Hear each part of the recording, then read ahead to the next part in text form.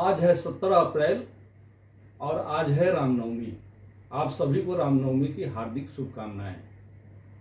और आज हम चुनावी चर्चा करेंगे। चुनावी चर्चा में बताएंगे उत्तर बिहार के 3 संसदीय क्षेत्रों के बारे में, वहाँ के उम्मीदवार के बारे में। जैसा कि आप सभी को पता है कि आज जो 19 तारीख को पहले चरण की वोटिंग होनी है, उसका प्रचार थम जाएगा। पहले चरण की वोटिंग 19 तारीख को जो होगी, उसमें 4 संसदीय क्षेत्रों में वोटिंग होनी है। वह है औरंगाबाद, गया, नवादा और जमुई। तो पहले चरण की वोटिंग 19 तारीख को होगी। हालांकि जिस संसदीय क्षेत्र के बारे में आज हम बात करेंगे, इस संसदीय क्षेत्र की वोटिंग अगले फेज में होनी है। मतलब वो वोटिंग जो है, कुछ वोटिंग चौथे चरण में और कुछ वोटिंग जो है छठे चरण में होगी। इन सभी को लेके आज बात करेंगे। चुनावी चर्चा में मेरे साथ प्रभात खबर के कई बड़े साथी जुड़े हुए हैं। सबसे पहले मैं उनका परिचय करा देता हूं।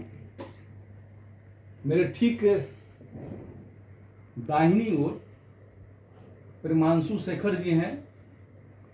ये मुजफ्फरपुर के ब्यूरो प्रमुख हैं और राजनीतिक समझ भी रखते हैं। मेरे ठीक बगल में दाईं तरफ बड़े साथी अनुज शर्मा जी हैं और फिर ठीक बाईं तरफ अंकित हैं। अंकित युवा हैं, शिक्षा संवाददाता हैं, लेकिन राजनीतिक समझ भी रखते हैं और राजनीति में काफ़ी रुचि है। मित्रों, मेरा नाम है पवन प्रत्यय और आपने देखना शुरू कर दिया है प्रभात खबर। तो आज चुनावी चर्चा में हम जिन संसदीय क्षेत्रों की बात करेंगे, उन संसदीय क्षेत्रों का नाम है वैशाली, शिवहर और समस्तीपुर। अब आप सोच रहे होंगे कि ये 3 संसदीय क्षेत्रों के बारे में ही हम क्यों बात कर रहे हैं आज। इन 3 संसदीय क्षेत्रों में कुछ खास है। खास यह है कि इन 3 संसदीय क्षेत्रों में महिला उम्मीदवार हैं। नॉर्थ बिहार की बात करें तो जो 12 संसदीय क्षेत्र है इस इलाके में, उसमें 4 महिला उम्मीदवार हैं। तो आज महिला उम्मीदवारों पे फोकस हम चुनावी चर्चा को रखेंगे जारी। समस्तीपुर संसदीय क्षेत्र की बात करें तो वहाँ से हाई प्रोफाइल महिला उम्मीदवार हैं। हाई प्रोफाइल इसलिए कहना होगा कि वहाँ से जो उम्मीदवार हैं, उनके पिता राज्य सरकार में मंत्री हैं और जदयू के कदावर नेता हैं अशोक चौधरी। अशोक चौधरी की बेटी वहाँ संभवी चौधरी चुनाव मैदान में है। तो इन 4 महिला उम्मीदवार और संसदीय क्षेत्र के डेमोग्राफी पे बात करेंगे हम। तो सबसे पहले जो 2 महिला उम्मीदवार आमने सामने हैं, और वो है संसदीय क्षेत्र शिवहर। शिवहर संसदीय क्षेत्र के बारे में ही बात कर लें कि कैसे जो है वहाँ 2 महिला उम्मीदवार जो आमने सामने हैं, उनका पारिवारिक और राजनीतिक पृष्ठभूमि क्या है और कैसे वो आमने सामने चुनाव को फाइट करेंगी। तो मैं शिवहर संसदीय क्षेत्र के बारे में जानने के लिए सीधे अनुज शर्मा जी से चलता हूं और बात करता हूं कि अनुज शर्मा जी बताएं कि शिवहर का जो संसदीय क्षेत्र है और वहां से 2 महिला उम्मीदवार हैं। एक तो आनंद मोहन जी की पत्नी लवली आनंद, जिनका अपना राजनीतिक पृष्ठभूमि रहा है। दूसरी जो महिला उम्मीदवार हैं वो ऋतु जायसवाल हैं। काफ़ी एक्टिव रही हैं, मुखिया भी रही हैं और इनके जो पति हैं IAS थे और VRS लेके अभी जो है वो समझिए कि जो समाज के काम में जो है लगे हुए हैं। तो ये दोनों उम्मीदवार के बारे में आप संक्षिप्त में बताएं। देखिए, जो दोनों उम्मीदवार हैं वो दोनों, अगर इनकी पृष्ठभूमि, इनके एजुकेशन और इनके क्षेत्र में सक्रियता को तीनों के पैमाने पर देखें तो आप जैसे जैसे आगे बढ़ेंगे, कहीं कोई लीड लिए हुए है, कहीं कोई लीड, आप किसी को कमतर नहीं मान सकते। आप अनुभव के आधार पर देखेंगे तो लवली आनंद थोड़ी सी बढ़त लिए हुए हैं, क्योंकि वो पूर्व सांसद रही हैं। 1994 में उन्होंने जो है वैशाली लोकसभा क्षेत्र में जो है, ये बाई इलेक्शन क्या था? हाँ, उपचुनाव था और इसमें जो है एक बड़े तत्कालीन जो सांसद थी उनको हराया था जी। इसके अलावा और भी जगहों से वो चुनाव लड़ती रही हैं।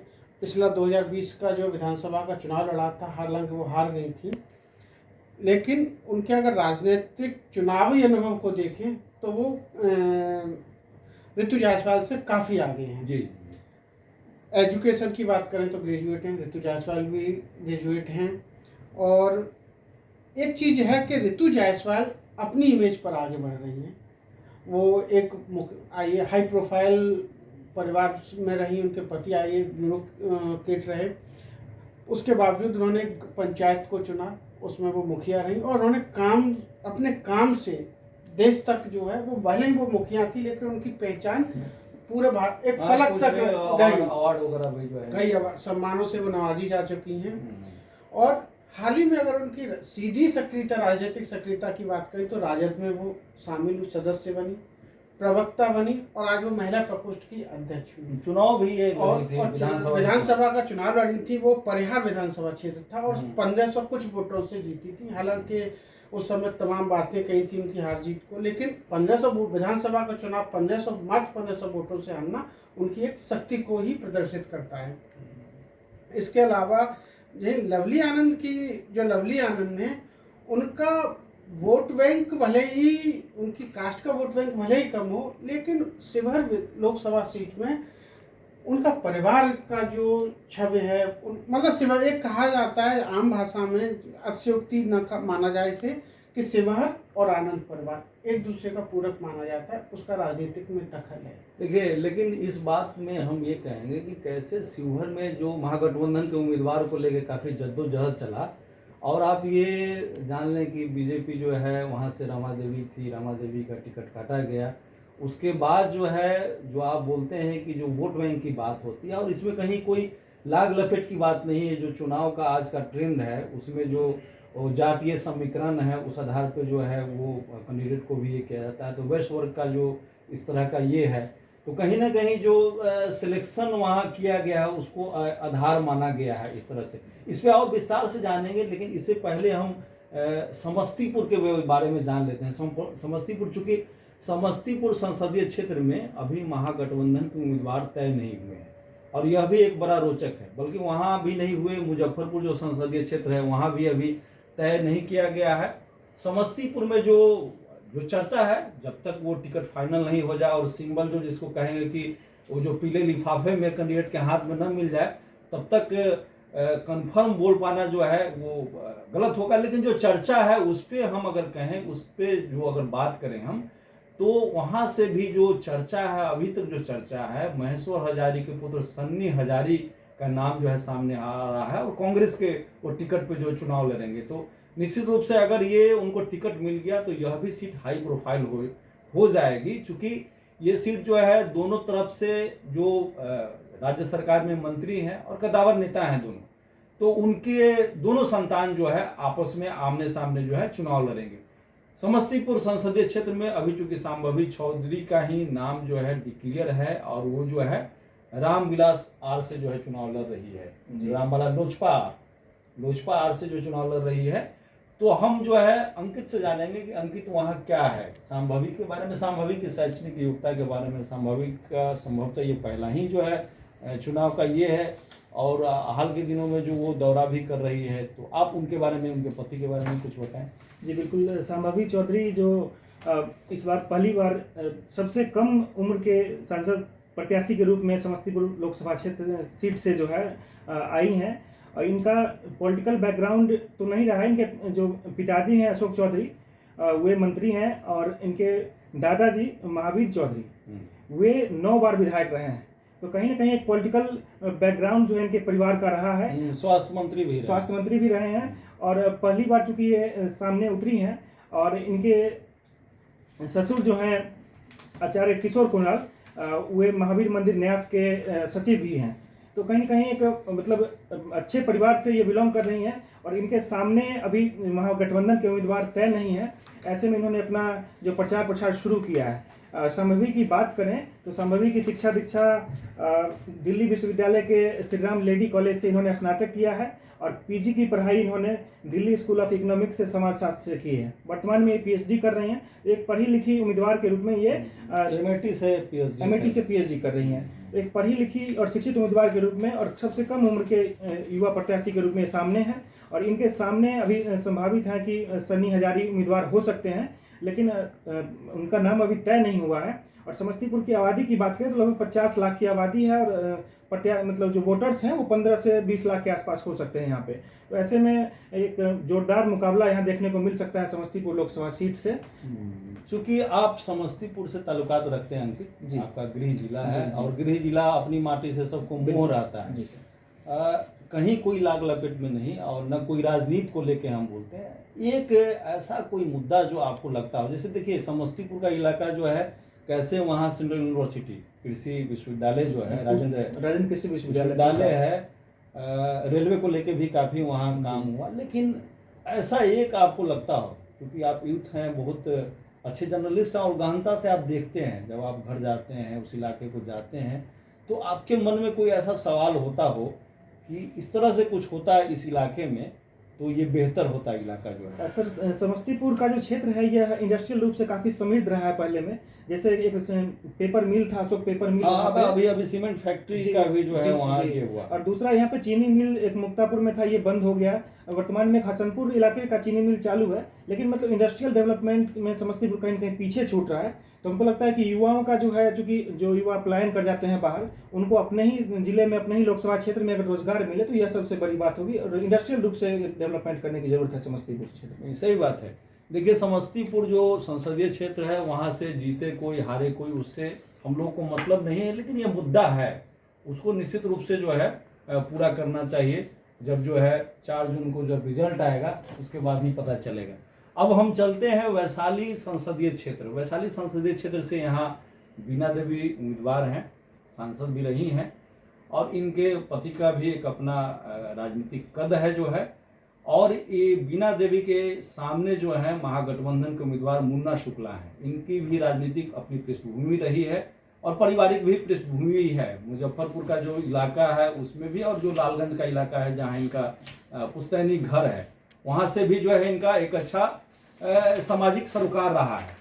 तो ये जो दोनों उम्मीदवार हैं आमने सामने हैं, और वैशाली का जो पूरा डेमोग्राफी है, वैशाली संसदीय क्षेत्र के जो लोग हैं, जो वहाँ का भी जो मुद्दा है उस पर भी हम बात करेंगे। और इसको लेकर के हम सीधे जो है जो अपने साथी हैं प्रेमांशु शेखर, उनसे जानेंगे कि कैसे वैशाली संसदीय क्षेत्र की स्थिति है, भी चुनावी स्थिति क्या है। जी सर, वैशाली का चुनाव जो है 25 मई को होना है और इस वैशाली चूँकि लोकतंत्र की जननी माना जाता है, यहाँ का चुनाव बड़ा दिलचस्प होने वाला है। हालांकि दोनों पार्टी जो है, एनडीए और महागठबंधन, दोनों ने अपने प्रत्याशी की घोषणा कर दी है और दोनों कैंडिडेट जो है, दोनों का जो पृष्ठभूमि है वो कद्दावर छवि है दोनों का। क्योंकि बीना देवी के पति जो हैं एमएलसी हैं और बीना देवी सिटिंग सांसद हैं, और दिनेश सिंह जो है, जी दिनेश सिंह, चूँकि वो पंचायती राज से चुने जाते हैं एमएलसी और लगातार चुने गए हैं वो। और मुन्ना शुक्ला भी चूँकि उनकी छवि भी दबंग रही है और लालगंज से 3 बार विधायक भी रहे हैं। तो महागठबंधन ने बड़ा सोच समझ के उनको उम्मीदवार बनाया है और यहाँ का चुनाव जो है सो बहुत ही रोचक होने जा रहा है। फिलहाल जो भी वर्तमान जो स्थिति है, दोनों पार्टी अपना जोर शोर से प्रचार कर रही है, लेकिन अभी जो क्षेत्र का जो रुझान आ रहा है या जो बातें छन के आ रही हैं, उसमें कहीं ना कहीं जो है सो लोजपा आर को थोड़ी सी परेशानी झेलनी इसलिए पड़ रही है कि बहुत अंतिम समय में उनका टिकट तय हुआ। दूसरे लोग भी उम्मीदवार थे, लेकिन उस सब पर भारी पड़ी बीना देवी। और मुन्ना शुक्ला का प्रचार चल रहा है, उनके भाई, उनके पत्नी भी हैं। इधर से दिनेश सिंह भी हर एक जगह बैठक कर रहे हैं। मिला के जो आपकी बात से लग रहा है कि वहाँ टक्कर जो है, और कांटे की टक्कर होनी, कांटे की, ये सही बात है। और वैशाली की नज़र जो है, अगर पूरे लबोलुआब में कहें इस बात को लेके, तो वैशाली की नज़र पूरे राज्य स्तर पे रहेगी। ऐसा नहीं है, क्योंकि दोनों जो उम्मीदवार हैं पहले मुन्ना शुक्ला भी विधायक रह चुके हैं, जिनकी पत्नी भी जो है वो भी लालगंज से विधायक रह चुकी है, और पारिवारिक जस्ट इसी तरह जो है दिनेश सिंह का भी जो एक अपना ऑरा है, एक तरह से जो है उनकी जो राजनीतिक छवि है, या बीना देवी जो फिर से जो है टिकट की दावेदार बनी, और ये आप सही करें कि अंत समय में जो टिकट मिला, और एक उस तरह से कहा भी जाता है कि भाई चुनाव में, लेकिन बावजूद इसके जो है ये टक्कर उतना आसान नहीं था, बशर्ते टक्कर आसान होता जो महागठबंधन का उम्मीदवार कोई दूसरा होता, जो हम समझ पा रहे हैं, जो मेरी समझ है, और मेरी बात से शायद आप सहमत होंगे कि जो यहाँ के जो मुन्ना शुक्ला जो उम्मीदवार हैं, तो अगर इसके बदले में कोई XYZ कोई कैंडिडेट होते तो इस हिसाब से, लेकिन कुल मिला के जी आप कुछ मैं इसमें एक चीज़ कहूँगा, जो लोगों में चर्चा है और वो बहुत बारीकी से इस चीज़ को देख रहे हैं कि मुन्ना शुक्ला कभी आनंद मोहन के भी बहुत करीबी रहे, ये बड़ा रोचक करीबी रहे। अच्छा, ये मुन्ना शुक्ला के बारे में एक चीज हम लोग लाइक कर रहे हैं कि ये जदयू में पहले थे, अभी जाके जो है ठीक कर रहे है ना, और इस समय दोनों दोस्त राजनीतिक रूप से अलग अलग हैं। तो लोगों को यह है कि मुन्ना शुक्ला के साथ आनंद मोहन अपनी दोस्ती निभाएंगे या पार्टी के साथ निष्ठा निभाएंगे, ये एक सवाल है। ठीक बात, परिणाम जो भी हो, लेकिन लोग बड़ी बारीकी से इस पर नजर रख रहे हैं। मेरा इतना ही कहना था। कुल मिला के जो 3 संसदीय क्षेत्र है उसमें रोचक चुनाव होगा, ऐसा मानना है। आज की जो चुनावी चर्चा हम लोगों ने किया, मेरी कोशिश है कि आप तक जो है ग्राउंड रिपोर्ट बताएं, और चूंकि ग्राउंड रिपोर्ट इसलिए हम लोग बता सकते हैं, हम लोग क्षेत्र में रहते हैं, जर्नलिस्ट के तौर पे अपने जितने साथी हैं वहाँ जाते हैं, वहाँ से जो बातें छन के आती है, मेरी कोशिश रहेगी कि आगे भी आप तक इन बातों को साझा करें। नॉर्थ बिहार के और कई हाई प्रोफाइल सीट हैं, इसके बारे में आगे चुनावी चर्चा हम जारी रखेंगे। हाई प्रोफाइल सीट के बारे में एक आध सीट के बारे में बता देते हैं, जैसे उजियारपुर भी है, जहाँ से नित्यानंद राय वहाँ से चुनाव लड़ रहे हैं, तो उस सीट के बारे में भी विस्तार से आगे चुनावी चर्चा में हम आपको अपनी बात साझा करेंगे। तब तक के लिए शुक्रिया। प्रभातखबर.com, विश्वास वही, रफ्तार नहीं।